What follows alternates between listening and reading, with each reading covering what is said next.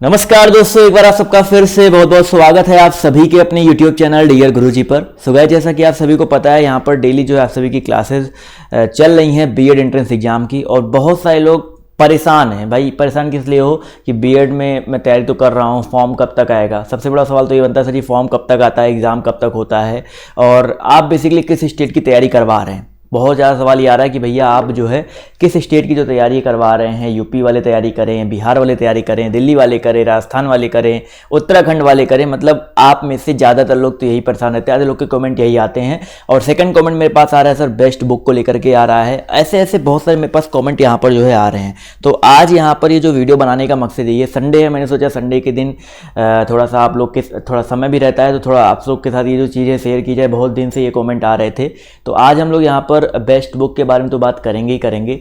साथ ही साथ यहाँ पर जो है जो आपके सिलेबस हैं, जो आपका बिहार हो गया, यूपी हो गया, दिल्ली हो गया, दो तीन जो आपके स्टेट हैं उनके सिलेबस में कंपेयर करके दिखाऊंगा। और जो स्टेट का मैं नहीं दिखा रहा हूँ, जैसे दिल्ली वाले का दिखा रहा हूँ मैं, जैसे मैं आपका राजस्थान का भी नहीं दिखाया हूँ, उत्तराखंड का नहीं दिखा रहा हूँ, वो लोग परेशान ना हो। सिलेबस बिल्कुल आपका जो सब्जेक्ट होते हैं सेम होते हैं, बस नंबर्स आगे पीछे होते हैं बस। जैसे पहले हम लोग बात करते हैं भाई किसके बारे में, यूपी बीएड के बारे में बात कर लेते हैं। इसका सिलेबस देख लीजिए भाई। यूपी बीएड का सिलेबस अगर हम बात करते हैं तो देखिए यहाँ पर 2 पेपर होते हैं। कितने पेपर होते हैं भाई? 2 पेपर होते हैं, पेपर 1 और पेपर 2। दोनों पेपर एक ही दिन में होता है। अभी पूरा वीडियो अंत तक देखिएगा, तभी आपको चीज़ें सब कुछ क्लियर होंगी, नहीं तो फिर बाद में आपको कुछ ना कुछ सवाल रह ही जाएगा। तो इस वीडियो को पूरा अंत तक अच्छे से देखिएगा। तो एक ही दिन का यहाँ पर जो है बेसिकली पेपर होता है, जिसमें 2 पेपर होते हैं। पहला पेपर 3 घंटे का होता है, दूसरा पेपर भी आपका 3 घंटे का होता है। और दोनों पेपरों के बीच में शायद 2 घंटे 2.5 घंटे का आपको गैप मिलता है। उस गैप में आप लोग जो है खाना पीना खा सकते हो और क्या ही कर सकते हो। तो पहले सिलेबस जान लो। सिलेबस यहाँ पर देखिए क्या है भाई। आपका पहला जो पेपर होगा उसमें जनरल नॉलेज आएगा, जिसकी क्लासेस डेली आपकी 4:45 पर मेरे चैनल पर जो है चल रही है। और दूसरा पेपर जो होगा आपका हिंदी या इंग्लिश, यानी कि हिंदी या इंग्लिश है। तो यूपी बीएड वाले ध्यान दें, उनको हिंदी या इंग्लिश में से कोई एक चूज करना है। वो भी कहाँ चूज करना है, जब आप पेपर देने जाओगे तो वहाँ आपके ऊपर डिपेंड करता है आप हिंदी देते हो इंग्लिश देते हो। वो भी आपका 50 क्वेश्चन आएगा और एक क्वेश्चन 2 नंबर का होगा, ठीक है। इसके अलावा माइनस मार्किंग जो 1/3 है, ये चीज़ याद रखिएगा, 1/3 की माइनस मार्किंग है। और जो आपका पेपर सेकंड होता है उसमें देखिए ध्यान से, पेपर सेकंड में आपका जनरल एप्टीट्यूड टेस्ट होता है 50 क्वेश्चन का। ध्यान दीजिएगा। अब यानी कि ये 50 क्वेश्चन, ये 50 क्वेश्चन और ये 50 क्वेश्चन, ये तीनों क्वेश्चन जो हैं, तीनों जो आपके सब्जेक्ट हैं सबके लिए कॉमन है। सबके लिए कॉमन यानी कि चाहे आप आर्ट्स से हो, चाहे साइंस से हो, चाहे कॉमर्स से हो, चाहे एग्रीकल्चर हो, सबके लिए ये सब्जेक्ट्स आपके कॉमन है। इनकी तैयारी डेली चैनल पे चल रही है। नवंबर से मैं चला रहा हूँ। चाहे जनरल नॉलेज की बात करते हैं, हिंदी की बात करते हैं, जनरल एप्टीट्यूड टेस्ट की या रीजनिंग की बात करते हैं, तो ये आपका डेली चल रहा है। अब यहाँ पर एक चीज़ बचता है भाई, subject ability arts, science, commerce, agriculture. ये जो 50 क्वेश्चन आते हैं, ये सिर्फ जो 50 क्वेश्चन आते हैं, इनकी तैयारी अभी चैनल पर बहुत अच्छे तरीके से मैंने नहीं कराई है। कुछ वीडियोस दिए हैं, बट ये कह सकता हूँ बहुत अच्छे तरीके से मैंने इनकी तैयारी नहीं कराई है। तो इनके लिए मैं सजेस्ट करूंगा, इनकी तैयारी आप लोग खुद से थोड़ा बहुत करते रहो। जैसे आर्ट वाले हैं वो थोड़ा सा बुक्स आती है मार्केट में, मैं बुक के बारे में बताऊंगा। साइंस वाले, कॉमर्स वाले, एग्रीकल्चर वाले बुक से इसकी पढ़ाई करते रहें। और ये जो 3 कॉमन चीज़ है ना, जनरल नॉलेज, हिंदी और आपका ये जनरल एप्टीट्यूड, इस पर फोकस करो। देखो 150 नंबर आपका कॉमन आता है और आपके जो गवर्नमेंट सीट मिलती है ना, इन्हीं 150 नंबर से मिलती है। अगर आप इन 150 नंबर में आप ये मान के चलिए 150 क्वेश्चन यानी कि 300 नंबर हो गया। अगर इन 300 नंबर में आप मैक्स टू मैक्स, देखिए भाई हिंदी इंग्लिश बहुत आसान होता है, जनरल एप्टीट्यूड टेस्ट बहुत आसान आता है, जनरल नॉलेज भी आसान होता है, बट वहीं पर लोग थोड़ा सा मिस्टेक करते हैं। अगर इन 300 नंबर में अगर आप 220 230 प्लस लेकर के आ जाते हो, और साइंस और कॉमर्स या आर्ट वाली जो आपकी 50 क्वेश्चन आते हैं, यहाँ पर अगर आप 10 क्वेश्चन भी सही कर देते हो तो 20 नंबर हो गया, यानी कि 250 नंबर तो आपका ऐसे ही बन जाता है। तो आप यहाँ से भी अच्छा स्कोर कर सकते हो। लेकिन ये इसके लिए भी आप लोग अच्छी तैयारी करके रहोगे तो 250 260 270 अच्छा नंबर आपका आ सकता है। वो आपके ऊपर डिपेंड करता है, ठीक है। तो ये तो हो गया भाई यूपी बीएड के बारे में। तो यूपी बीएड के बारे में जो लोग पूछ रहे थे, तो ये यूपी बीएड का सिलेबस है। अब यहाँ पर सिलेबस कंपेयर कीजिएगा। जो बिहार वाले परेशान हैं सर जी, बिहार की तैयारी नहीं करवा रहे हैं, इसकी तैयारी नहीं करवा रहे हैं, तो भाई बिहार वाले देखो क्या आता है।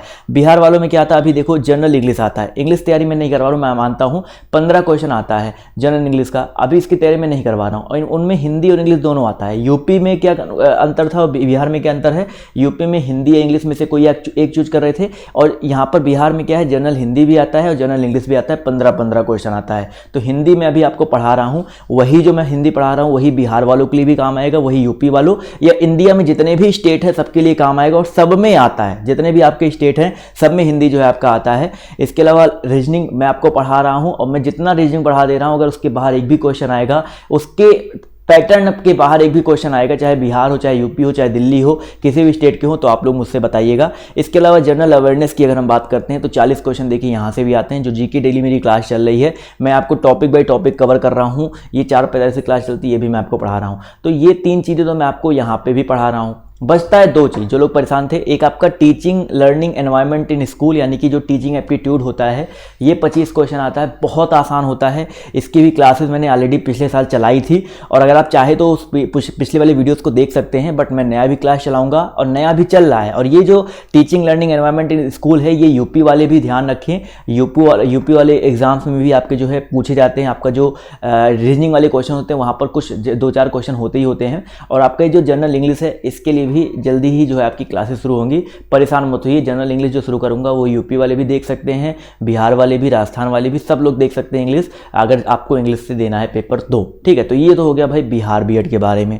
इसी तरह अगर हम कंपेयर कर लेते हैं भाई दिल्ली यूनिवर्सिटी के बारे में, काफ़ी लोग पूछ रहे थे, तो दिल्ली यूनिवर्सिटी देख लीजिए। यहाँ पर general awareness and teaching aptitude है, ठीक है, जो मैं आपको डेली पढ़ा रहा हूँ। 30 क्वेश्चन आते हैं। रीजनिंग आता है, रीजनिंग में डेली पढ़ा रहा हूँ, 30-20 क्वेश्चन आते हैं। इसके अलावा लैंग्वेज प्रेफरेंसी में आपका इंग्लिश या हिंदी में से कोई आप चूज कर सकते हो। ठीक है, लैंग्वेज प्रेफरेंसी आप हिंदी या इंग्लिश में से कोई एक चूज कर सकते हो, जो आपको बेटर लगता है। जैसे मैं हिंदी पढ़ा रहा हूँ तो आप हिंदी चूज कर सकते हो।